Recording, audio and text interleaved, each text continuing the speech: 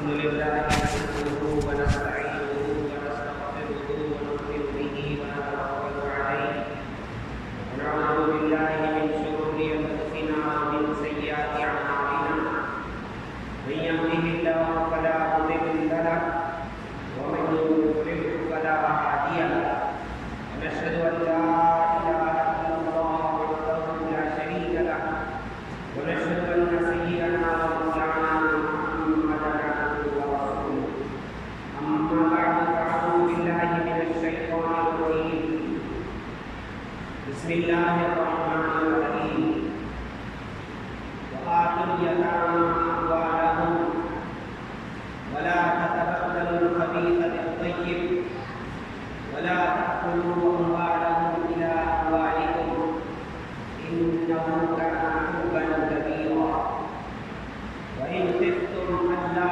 تقسطوا في اليتامى فانكحوا ما طاب لكم من النساء مثنى وثلاث ورباع صدق الله العظيم وصدق رسوله النبي الكريم ونحن على ذلك من الشاهدين والشاكرين. محترم حضرات، اللہ تبارک و تعالی نے جس طرح ایک مرد کے حقوق رکھے ہیں اسی طرح عورتوں کے بھی اللہ نے حقوق رکھے ہیں. جس طرح اللہ تبارک و تعالی نے طاقتور کے حقوق رکھے ہیں ایسے ہی اللہ تعالیٰ نے کمزوروں کے بھی اللہ نے حقوق رکھے ہیں. ہماری شریعت وہ پیاری شریعت ہے جو ہر ایک کا لحاظ کرتی ہے اور ہر ایک کی خوبی چاہتی ہے اور ہر ایک کے حقوق متعین کرتی ہے. حضرت ابو بکر رضی اللہ تعالیٰ عنہ فرمایا کرتے تھے میں خلیفہ امیر بنایا گیا ہوں.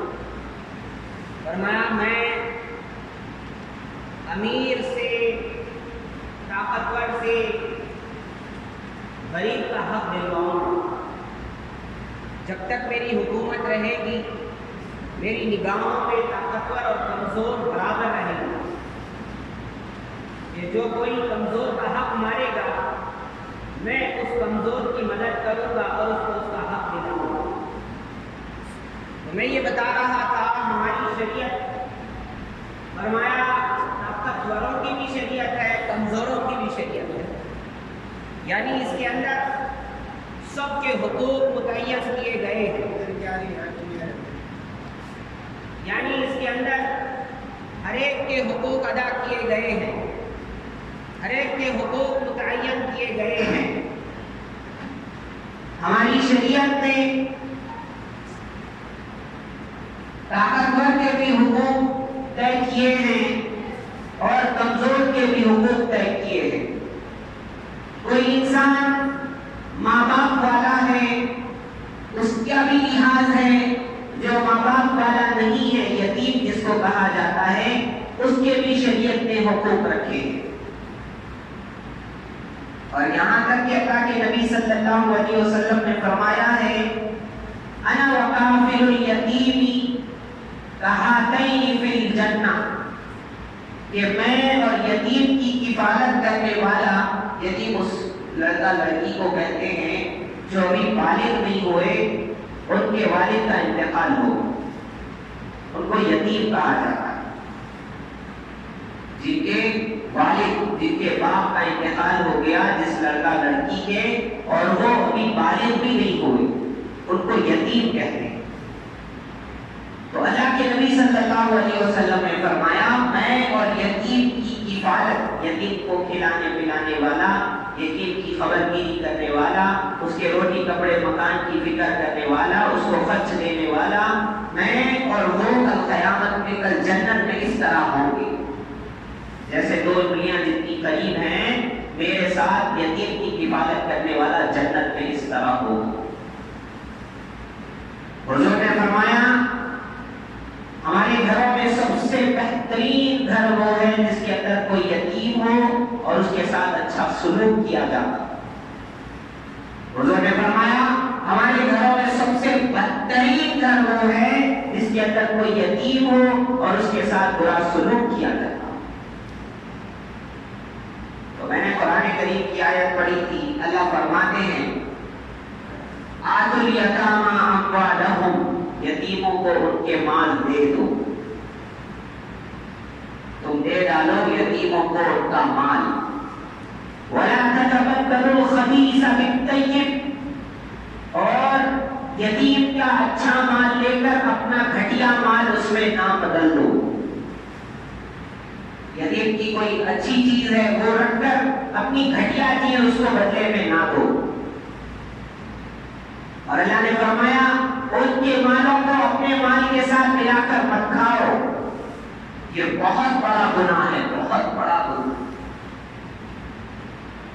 صحابہ کرام کو یہ تھا کہ صحابہ کرام یتیموں کا کھانا ایک ساتھ ملا کر کے کھایا کرتے تھے، یعنی جب کھانا پکتا تھا تو کچھ یتیم کے مال میں سے کچھ اپنا ملا کر کے پکایا جاتا تھا۔ لیکن جب ایسی آیتیں نازل ہوئی تو صحابہ کو تکلیف ہو گئی کہ حضور کہ ہم کو اپنا کھانا الگ پکوانا پڑتا ہے، یتیم کا کھانا الگ سے پکانا پڑتا ہے، یعنی دونوں مرتبہ کھانا پکانے کی نوبت آتی ہے۔ اللہ نے کہا کہ یتیم کے مال کو اپنے مال کے ساتھ ملا کر کے مت کھاؤ۔ تو آگے کی آیتوں میں اللہ نے فرمایا ہے نبی صلی اللہ علیہ وسلم ان سے کہہ دیجیے کہ اگر تم ملا کر کے کھانا چاہتے ہو تو کھا سکتے ہو، تم ان کے بھائی ہو، لیکن یہ یاد رکھو اس کی نیت کیسی ہے، کون کیسا کر رہا ہے یہ اللہ جانتا ہے۔ کون ایک یتیم ہے تو یتیم تو ایک ہے، لیکن اس کی طرف سے جو چاول لیے جا رہے ہیں وہ زیادہ لیے جا رہے ہیں، اور اپنے گھر کے افراد کئی ہیں، اپنے چاول کم ملائے جا رہے ہیں۔ تو اللہ نے اجازت دے دی ملا کر کے کھا سکتے ہو، لیکن اللہ کو معلوم ہے کس کی نیت کیسی ہے۔ تمہیں مشقت ہو رہی ہے، ٹھیک ہے، دو بار پکوانے میں الگ الگ پکوان کے کرنے میں تم کو مشقت تکلیف ہو رہی ہے، تو تم کیا کر سکتے ہو، ملا کر کے کھاؤ، لیکن تم یاد رکھو تمہاری نیت، تمہارے اچھے برے کو اللہ دیکھ رہا۔ یہاں تک بھی ہے، آگے ہے کہ اگر کوئی جو یتیم کا سرپرست ہے وہ مالدار ہے تو اس کے لیے یہ حکم ہے کہ یتیم کے مال میں سے کچھ نہ کھائے، لیکن اگر وہ غریب ہے جو یتیم کی سرپرستی کر رہا ہے وہ خود غریب ہے تو شریعت یہ کہتی ہے کہ جیسے اگر اس بچے کا دیکھ ریکھ کوئی کرتا، اس کی کوئی حفاظت کرتا، اس کا دیکھ ریکھ کرتا، اس کے مال کی حفاظت کرتا کوئی آدمی، تو وہ کتنا لے سکتا ہے اجرت، تو اتنی لے سکتے۔ ابھی ہو سکتا ہے سرپرست کے پاس کچھ نہیں ہے، لیکن جو یتیم ہے اس کے باپ نے بہت کچھ چھوڑا ہے۔ شریعت یہ کہتی ہے تم غریب ہو اور تمہارے پاس یتیم ہے، اس کا بہت مال ہے، تو تم کیا کرو، اس کے مال کی حفاظت کرو، اس کے مال کو بڑھاؤ، اس کے مال کی حفاظت کرو۔ تم بھی لے سکتے ہو اگر غریب ہو تو، لیکن اتنا ہی لینا جتنی تمہاری اجرت بنتی ہے، اس سے زیادہ نہیں ہے۔ اس کے بعد میں اللہ فرماتے ہیں وَإِنْ خِفْتُمْ أَلَّا تُقْسِطُوا فِي الْيَتَامَىٰ، اگر تم کو خوف ہو کہ تم یتیموں کے درمیان میں انصاف نہیں کر سکو گے۔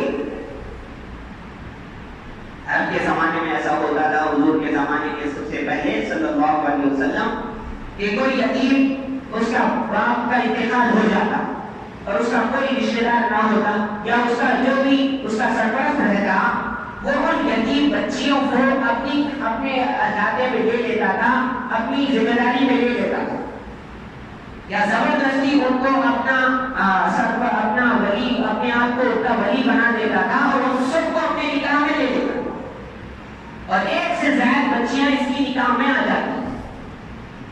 اور کیا ہوتا تھا، وہ بچیوں کے زیادہ ہونے کی وجہ سے وہ بچیوں کو اس لیے یتیموں کو اپنے پاس لیتا تھا کہ ان کا مال رہتا تھا، جس کی وجہ سے کہ ان کا مالک بن جاتا۔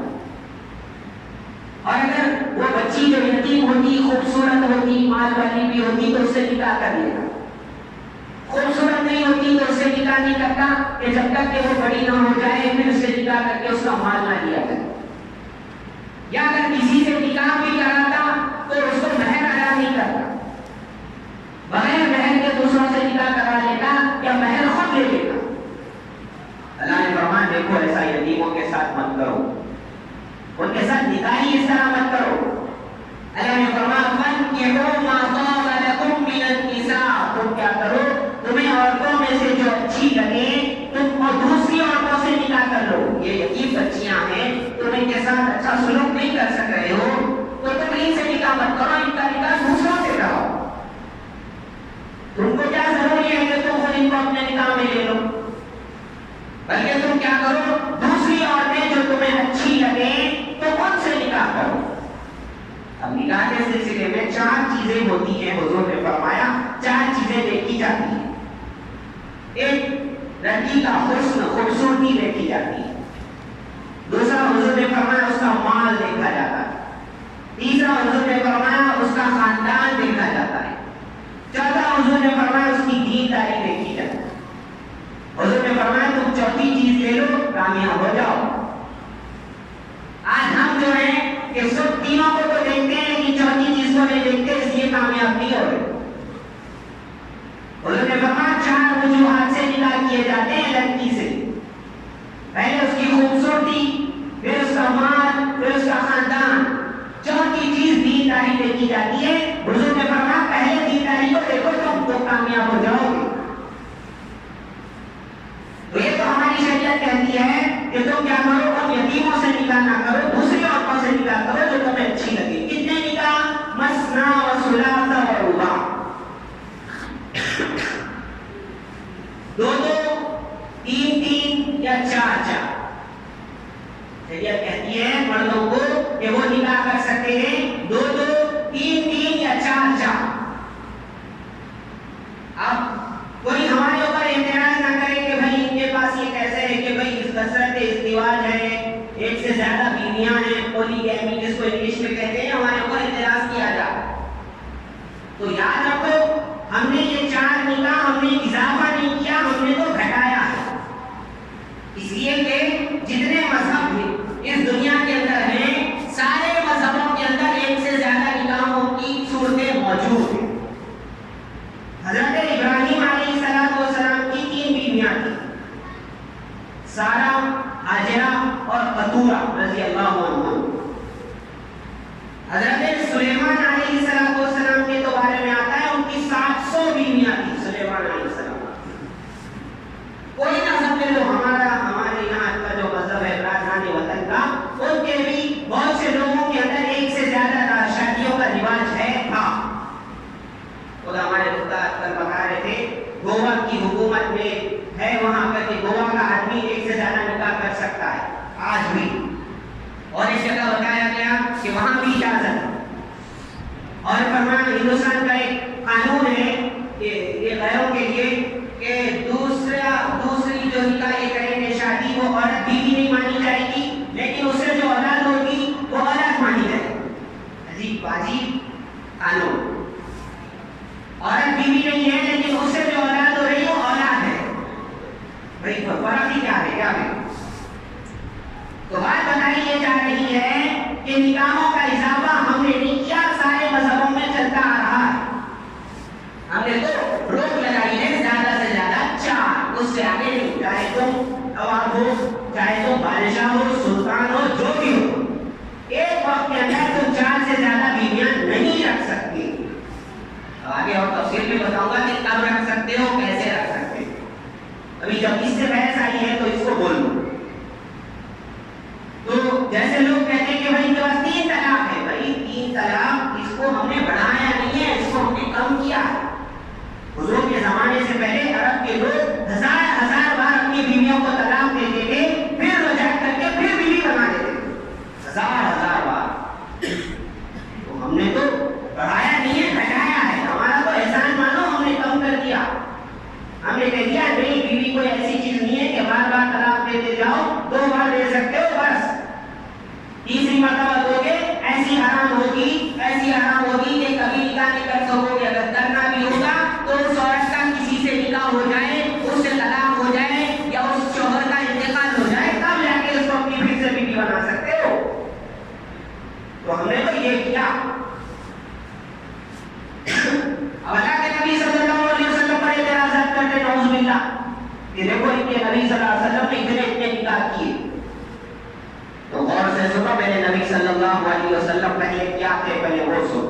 ہمارے نبی صلی اللہ علیہ وسلم حدیث میں آپ صلی اللہ علیہ وسلم نے فرمایا مجھے جنت کے 40 مردوں کی اللہ نے طاقت دی ہے. یہاں کے بھی جنت کے 40 اور جنت کے ایک آدمی کو یہاں دنیا کے 100 مردوں کے برابر طاقت ہوتی ہے.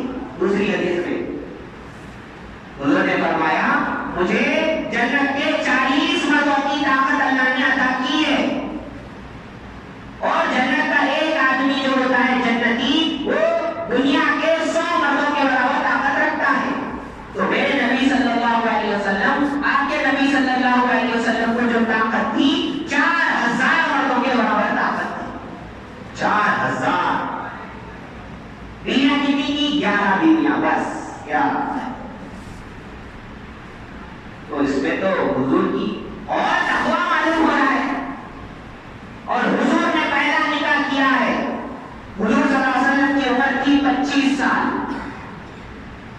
اما جان خدیجہ رضی اللہ تعالیٰ عنہ ان کی عمر تھی 40 سال.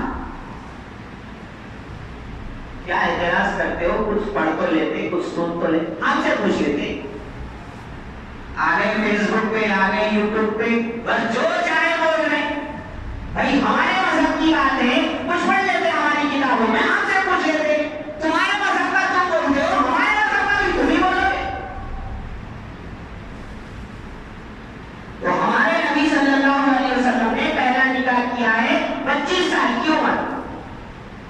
اما جان خدیجہ رضی اللہ تعالیٰ عنہ کی عمر تھی 40 سال. کوئی کرتا ہے آج؟ کوئی نہیں. اور خدیجہ رضی اللہ تعالیٰ عنہ کے اس سے پہلے 2 شوہر تھے. ان کا انتقال یا ان سے طلاق ہو چکی تھی. ان سے بھی اولاد تھی. اللہ اکبر. بیوہ سے نکاح کر رہے 2 شوہروں کی بیوہ ہے 2 شوہروں سے طلاق ہوئی ہے ان سے اولاد ہوئی ہے پھر حضور نکاح کر رہے. حضور ہے 25 سال کے. اما جان خدیجہ رضی اللہ تعالیٰ عنہ ہے 40 سال. اور اس کے بعد میں حضور نے جب تک وہ زندہ رہی حضور نے کسی سے نکاح نہیں. اس کے بعد میں آپ صلی اللہ علیہ وسلم نے حضرت سودا رضی اللہ تعالیٰ عنہ سے نکاح. پھر اس کے بعد میں اما جان عائشہ رضی اللہ تعالیٰ عنہ سے نکاح کیا. 6 سال کی عمر میں نکاح کیا. 9 سال یا 10 سال یا 11 سال کی عمر میں رخصتی ہوئی. کہتے ہیں وہ اتنی چھوٹی بچی سے نکاح کر دیے. نہیں اتنی چھوٹی بچی نہیں. عربوں میں ایسا ہوتا ہے بچیاں جلدی میچور ہو جاتی ہیں.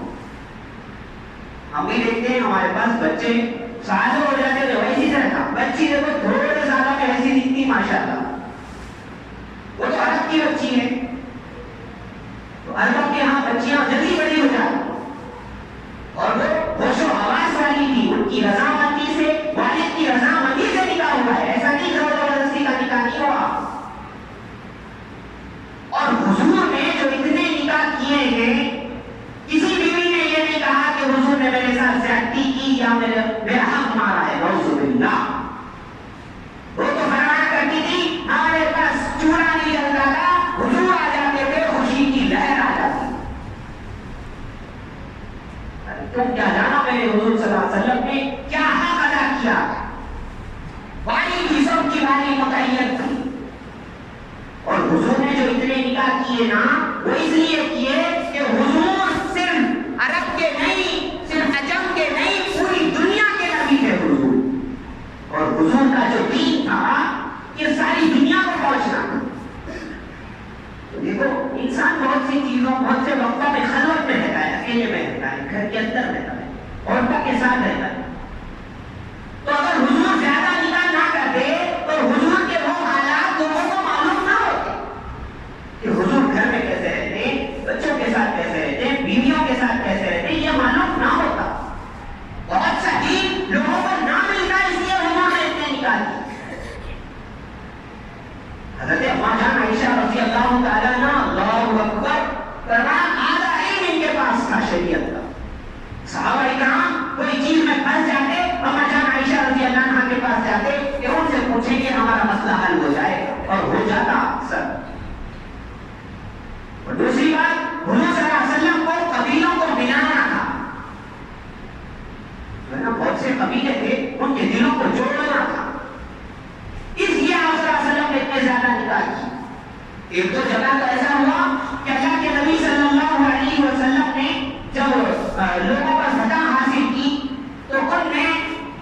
اللہ اکبر، بہت سی باندیاں آئی، عورتیں آئی، تو حضور کے حصے میں بھی ایک آئی. تو حضور نے اب جیسے حضرت صفیہ رضی اللہ تعالیٰ عنہ ہے کہ ایک یہودیوں کے بہت بڑے عالم سردار کی بیٹی تھی صفیہ رضی اللہ تعالیٰ. حضور کے جب وہ حصے میں آئی باندی ہونے کی حالت میں، غلام نوکر ہونے کی حالت میں، حضور نے ان سے نکاح کر لیا. ان کے نکاح کرتے ہی ان کے خاندان کے قبیلے کے جتنے غلام باندیاں صحابہ کے قبضے میں تھے، سب نے کہہ دیا کہ بھائی حضور کا سسرالی رشتے دار ہے، ہم کیسے غلام بنائیں؟ سو آتا. تو بات کو سمجھتے نہیں، بات کو دیکھتے نہیں، پھر اعتراض کرتے ہو. تو آپ صلی اللہ علیہ وسلم نے نکاح اس طور پر کیے. ایک زوجہ نے آپ صلی اللہ علیہ وسلم کی اما جان، وہ 2 مہینے حضور کے نکاح میں رہی، ان کا انتقال ہو گیا. اور خود حضور صلی اللہ علیہ وسلم کے لیے بھی قرآن میں آیت اتری ہے، حضور یہ آپ کے لیے خاص ہے، یہ دوسرے مسلمانوں کے لیے نہیں ہے. اور یہ آیت بھی اتری کہ حضور اب یہ 11 بیویوں کے بعد اب آپ کو بھی اجازت نہیں ہے کہ آپ اس سے زیادہ نکاح کریں. قرآن میں صاف صاف موجود ہے. تو یہ کیسے اعتراض کرتے میرے اور آپ کے آقا محمد رسول اللہ صلی اللہ علیہ وسلم؟ تو شریعت اجازت دیتی ہے مسلمانوں کو 4 نکاح، لیکن اللہ فرماتے ہیں وَإِنْ خِفْتُمْ أَلَّا تَعْدِلُوا فَوَاحِدَةً، اگر تم کو اندیشہ خوف ہے کہ تم انصاف نہ کر سکو گے تو تمہارے لیے ایک ہی بہتر ہے. ایک کے ساتھ رہو بس.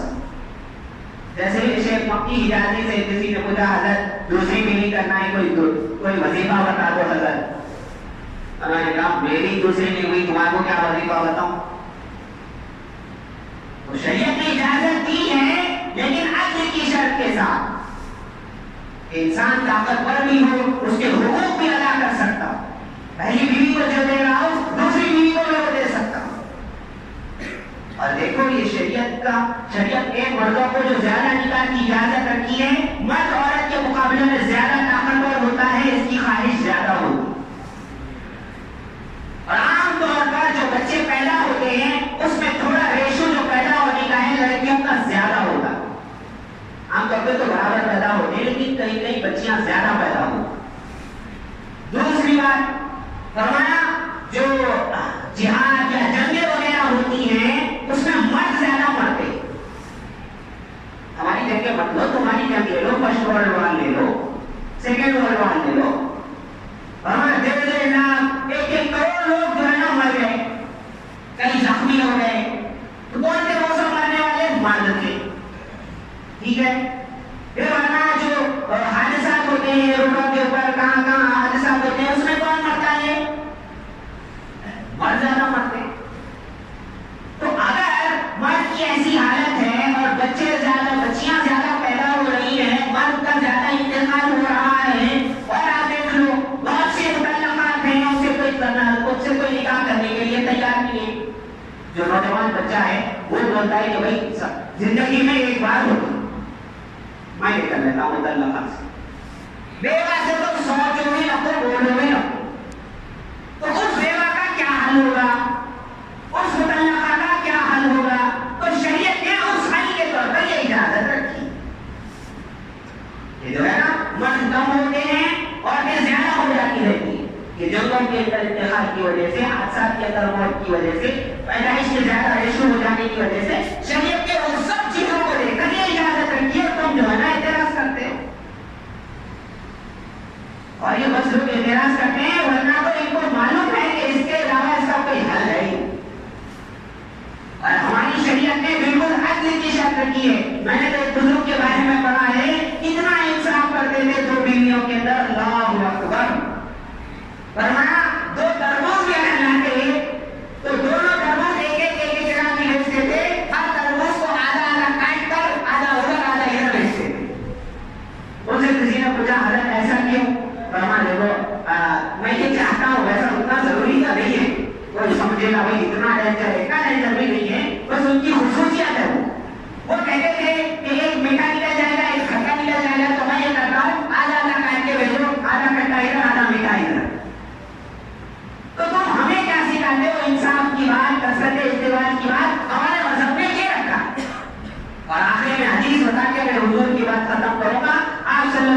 علیہ وسلم نے فرمایا دیکھو نکاح کیا کرو جب تمہارے اندر طاقت ہے، مہر ادا کر سکتے ہو، تمہارے اندر طاقت ہے، حضور نے فرمایا نکاح کرو۔ کیوں؟